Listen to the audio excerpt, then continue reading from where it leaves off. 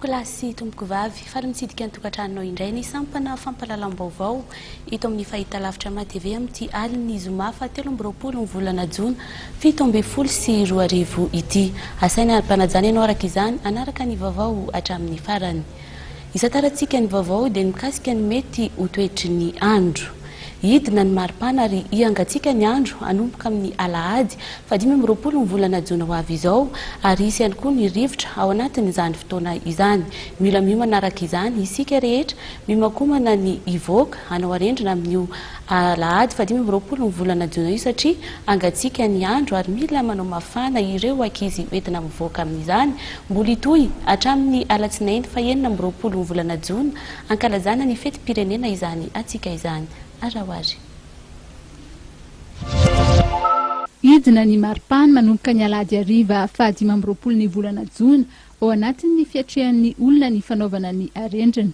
Iangatsika ny andro ary andrivotra ihany koa ka mila miomana amin'ny fanaovana mafana ny zazany rehetra mialohan'ny alana ao an-trano ny harivan'ny 15 Jona. Itoy hatramin'ny alatsinainy 4 Jona ankalazana ny fetim-pirenena izany atsika sy rivotra izany raha nitombana avy amin'ny sampana mpamantatra ny toetrandro etsy Ampandrinomby. Tena fivoahany toetrandro dia manomboka amin'ny 15 zany no ahitana an'izay fivoahany toetrandro zay zany nda ny 25 hariva zany dia somary andrivotra ny andro anjombona manjombona zany amin'ny ankapobeny ny 25-26 raha ho an'ny Antananarivo zao ny 26 dia somary andrivotra ary anjombona ihany koa saika ny andro zany misy ihany ny fisavana kely ny tsefasefaka reny no amin'ny masoandro zany.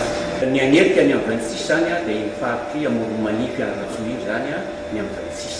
Ny température zany dia saika manodidina eo amin'ny 1 degré Celsius ny ambany indrindra ary ny ambony indrindra dia any amin'ny 20 degré Celsius zany.